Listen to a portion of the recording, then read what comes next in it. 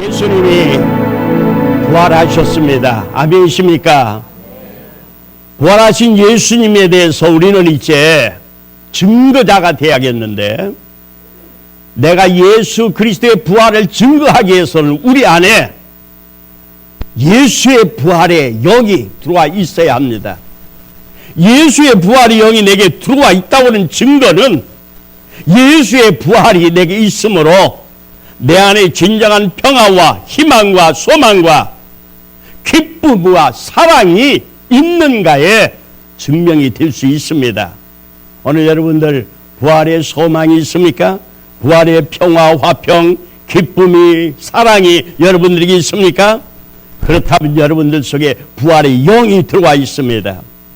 고린도전서 15장에 보면 사도 바울은 말합니다. 만약에 우리가 부활이 없다면은 모든 지금까지 했던 것들이 헛된 것이라고 했습니다. 그러나 분명히 우리에게는 부활이 있는데, 첫 열매로 부활이 되신 예수님에게, 첫 열매로 부활이 되신 예수님에게 우리가 다 그에 붙어서 우리도 부활할 것이라고 말씀했습니다. 아멘이십니까? 아멘이십니까? 예수님께서 살아생전에 내가 죽었다 다시 살아날 것에 대해서 말씀하셨음에도 불구하고 제자들은 그 말씀을 마음에 새기지를 못했습니다.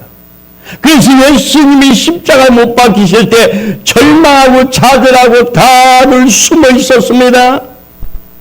그들은 문을 꾹꾹 닫고 숨어 있었습니다. 왜냐하면 로마 병사들에게 잡혀 죽을까봐. 그러나 예수님은 제자들에게 찾아가셨습니다. 닫혀있는 문이었습니다. 모든 문을 꼭꼭 걸어 잠궜지만 예수님은 그 방 안에 들어가셨습니다. 할렐루야. 예수님이 부활한 다음에 육체를 가지고 계셨지만 그 육체는 부활체였습니다. 할렐루야.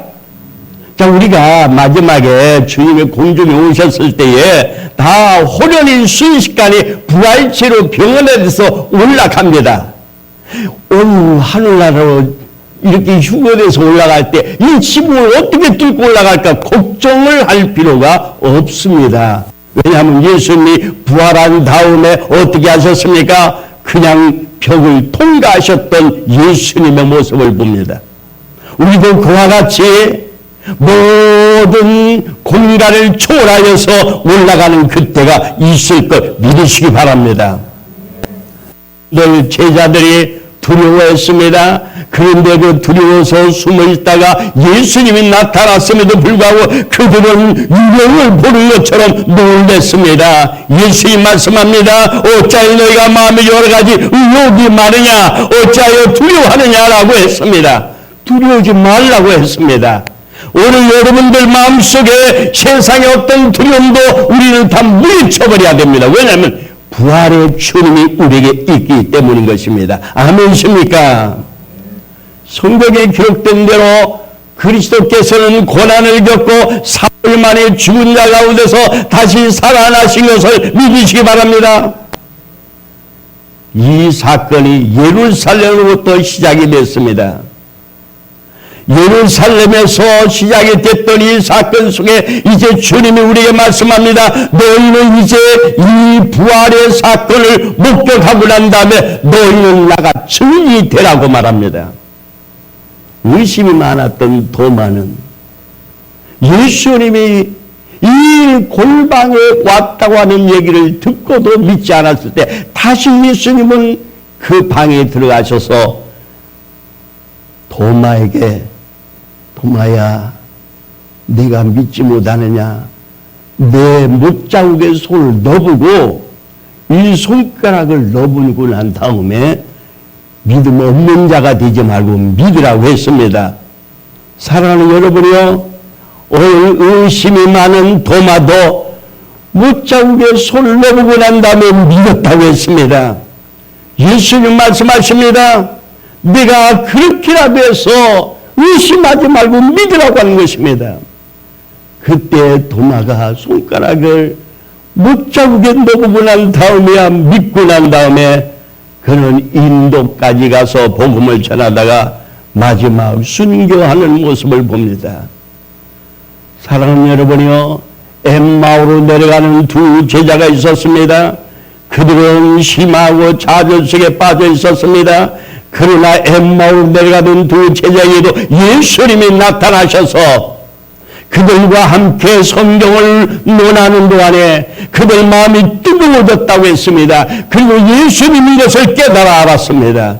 그들은 엠마오로 내려가던 발걸음을 멈추고 다시 예루살렘으로 올라가는 일을 했습니다. 오늘 저와 여러분들이 신앙생활에서 낙심되고 좌절되었었던 일이 있었다면 우리가 부활의 주님을 잃어버렸을 때에 낙심되고 절망되고 피곤할 수밖에 없는 우리의 모습을 발견합니다.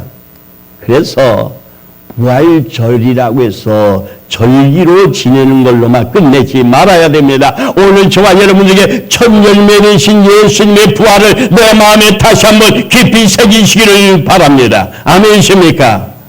내가 부활의 첫 열매 되신 예수님에게 내가 그에 붙어서 부활의 신앙을 소유했다고 하는 것은 또 이런 것으로 증거가 될 수 있습니다. 첫 열매는 하나님의 소유입니다. 나도 첫 열매로 하나님 앞에 드려질 수 있었는가? 내 자신을 돌아봅니다. 나의 모든 게 하나님의 것인가? 하나님 우리를 창조할 때 이사야 43장에 보니까 하나님이 우리를 지으셨습니다. 하나님의 소유로 우리를 지으셨다고 했습니다. 고린도전서 6장 20절에 보면 예수 그리스도의 피값으로 우리를 샀다고 했습니다.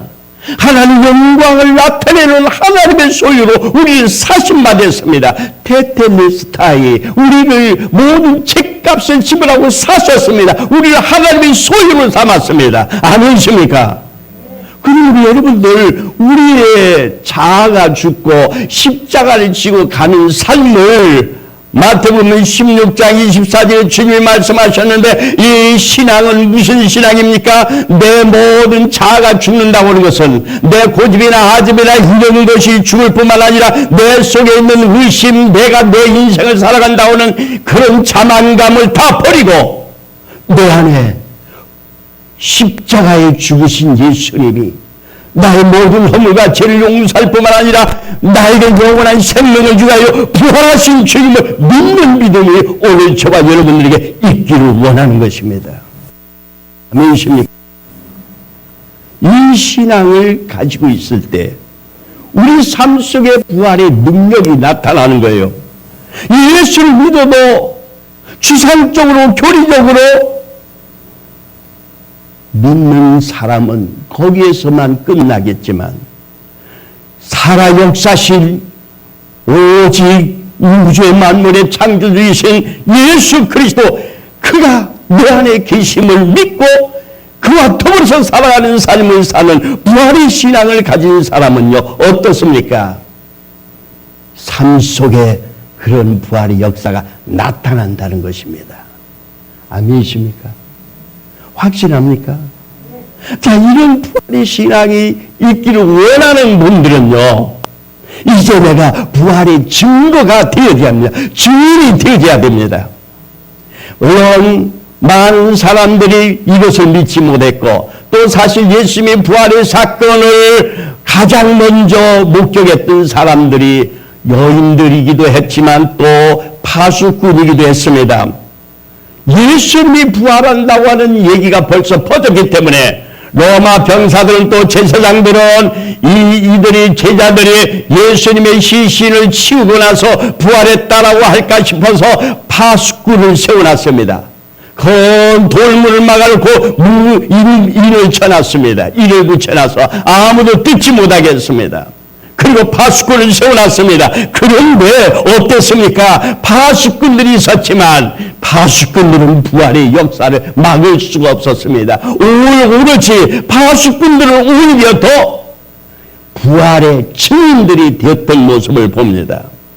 이 부활의 증인들에 의해서 부활했다는 사실을 듣고 난 다음에 예수님을 십자가에 못 박은 사람들은 어떻게 했습니까? 그들에게 돈을 주고 그런 말 절대 하지 말라고, 예수님이 부활했다는 사건을 말하지 말라고 했습니다. 많은 사람들이 부활에 대한 거짓 이론을 만들어내고 있습니다. 도적설, 도둑질해 갔다. 시신을 도둑질해 갔다. 마태복음 28장 22절 13절에 그렇게 말하는 자들도 있습니다. 기절했다가 깨어났을 거야. 또 탐욕설, 다른 이유를 가서 보고 그렇게 말했을 거야. 환상설, 유령이고 환상이었을 거야. 부활한 모습은. 그렇게 말하는 사람들이 있지만 예수님은 확실히 부활했습니다. 부활한 증거가 있습니다. 부활을 많은 사람들에게 보여주셨습니다.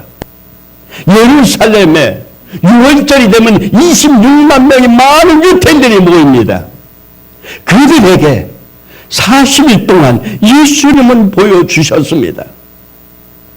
베드로와 군중들에게 부활한 예수님을 증거할 때에 3,000명이나 또는 5,000명씩 회개하는 역사가 나타났음을 봅니다.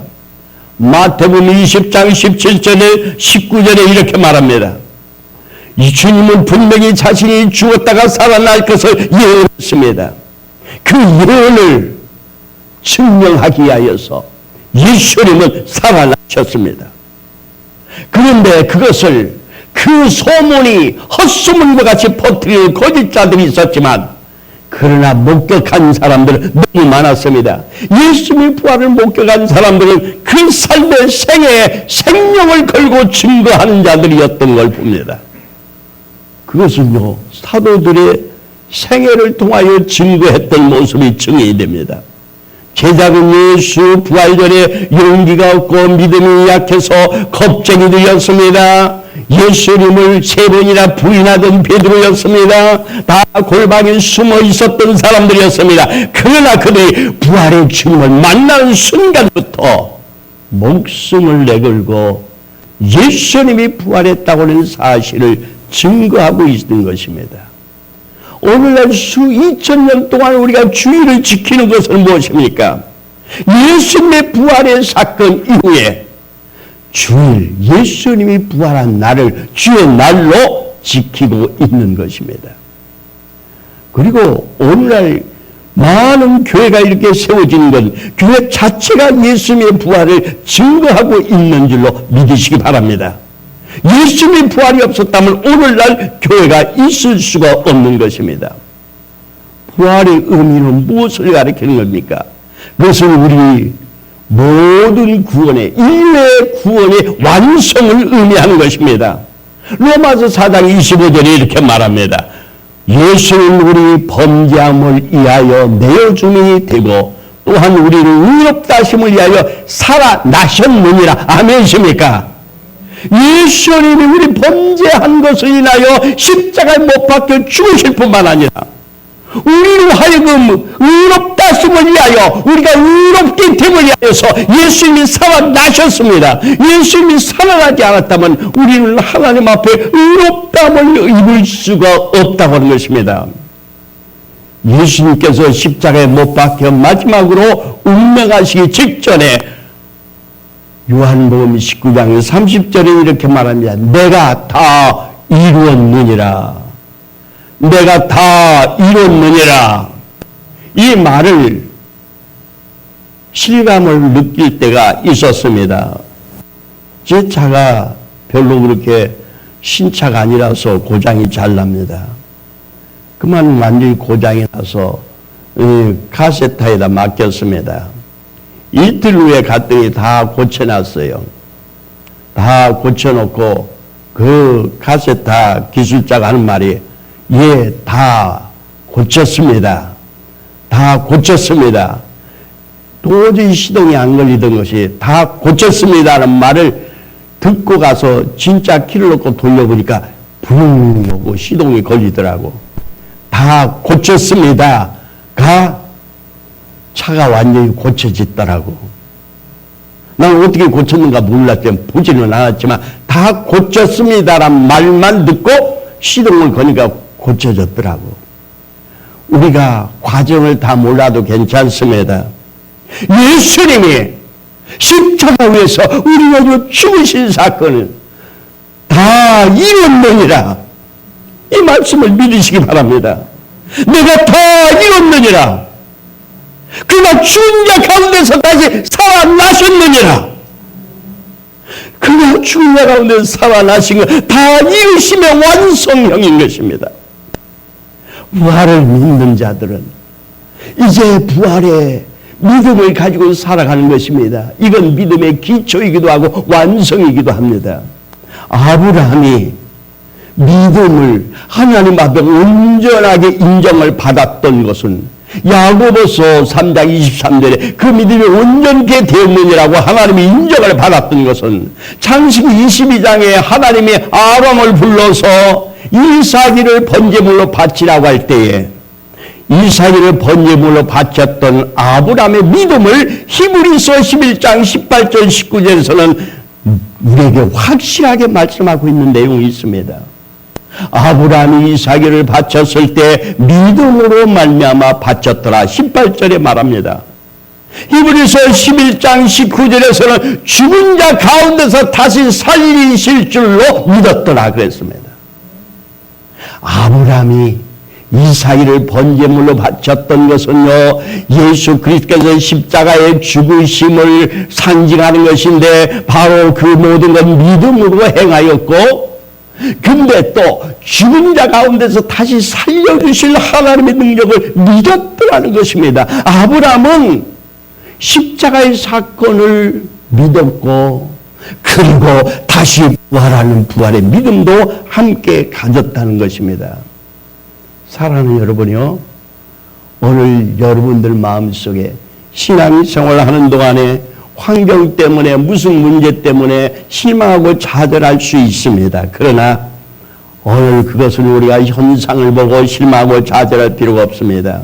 놀라지 말라. 너희가 십자가에 못 박힌 나사렛 예수를 찾는구나. 그가 살아나셨고 여기 계시지 아니하니라. 보라, 그를 두었던 것이니라. 놀라지 말라. 그는 다시 살아나셨느니라. 아니십니까?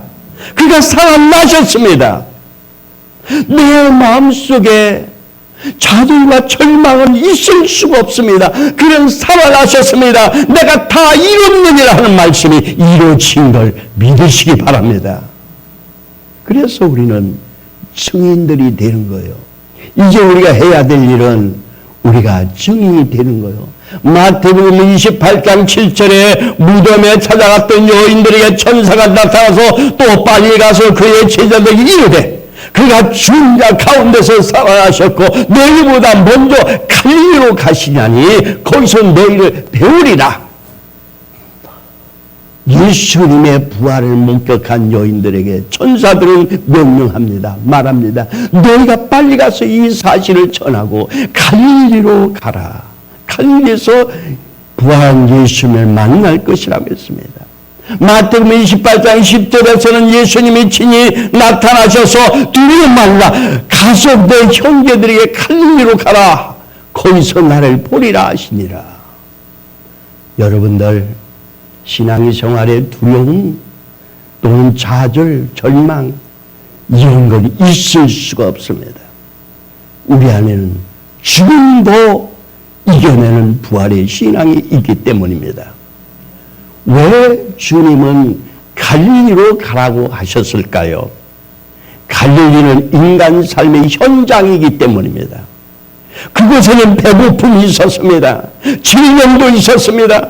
세상에서 찾아볼 수 없는 인간과 인간의 모든 아픔과 갈등이 있는 곳이었습니다. 그렇습니다. 모든 사악함과 더러움도 함께 존재하는 곳이 갈릴리였습니다. 그런데 갈릴리는 예루살렘과는 달랐습니다. 적어도 그들은 메시아를 못 받지 아니했던 것입니다. 예수를 거부하지도 않았습니다. 아니 오히려 그들은 적극적으로 예수님이 필요로 하는 사람들이었습니다. 그곳에서 예수님이 제자들에게 새로운 사명을 주기를 원하셨습니다.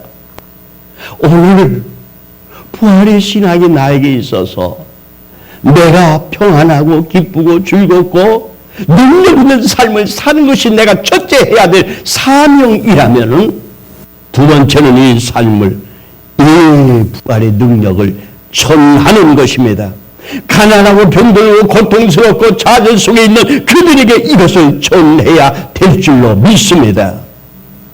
나도 감당하기 힘들어요 할 수도 있습니다. 그러나 그 마음은 아직 부활의 신앙이 100% 역사하지 못하기 때문일 수 있습니다. 뉴질랜드의 한 부인에 대한 이야기가 있습니다. 그는 소녀 시절에 중독에 걸렸습니다. 두 다리를 절단할 수밖에 없는 고통이 있었습니다. 극도의 좌절에 빠져 있을 때에 이번에는 두 손에 세균이 감염되어서 부득불 팔도 절단할 수밖에 없는 두 팔도 절단했습니다. 몸뚱어리만 남은 고깃덩어리와 같은 모습이었습니다. 이런 경우에 여러분들 살 소망을 갖겠습니까? 살아야 될 이유가 없었습니다. 그러나 그에게 어느 날 말씀을 듣다가 부활주일날 부활의 설교를 듣다가 부활하신 예수님을 만나게 됐습니다. 예수 부활의 말씀을 듣는 그 순간 비참하고 역경과 흑암 속에 있던 그 자신에게 한빛의 빛이 다가오기 시작했습니다. 그는 살 소망을 얻게 되었습니다. 그는 하나님의 뜨거운 사랑을 발견하고 가만히 있을 수가 없어서 조금 남아있는 팔에다가 볼펜을 연필을 묶어달라고 해서 묶고 계속 글씨를 쓰기 시작했습니다. 처음에는 연습을 해서 글씨를 써나가기 시작했습니다. 그리고 그렇게 지렁이가 기어가는 모습으로 시작을 했던 글씨가 남들이 알아볼 수 있도록 쓸 수 있도록 훈련이 되고 그는 그 마음속에 있는 하나님에 대한 열정적인 사랑을 쓰기 시작했습니다. 편지로 쓰기 시작했습니다. 1년이면 수백 통의 편지를 통하여서 많은 사람들에게 보내줬는데 그 편지를 읽고 수없이 많은 수백 명의 사람들이 예수 믿고 구원받는 역사가 나타납니다. 사랑하는 여러분이요, 오늘 우리가 부활의 신앙을 내 안에 간직하고 사는 비결은 내가 증거하는 삶을 살고자 할 때에 내 안에 부활의 신앙은 더 갑절로 증가가 될 수 있습니다. 내 주변에 얼마나 많은 사람이 좌절과 절망에 빠져 있습니까? 많은 사람들이 조그만한 일로 가지고 실망하고 자신감을 잃어버리고 살아가고 있습니다. 조그만한 질병 속에 절망하고 있습니다. 그들에게 부활의 신앙을 전해야 될 줄로 믿습니다.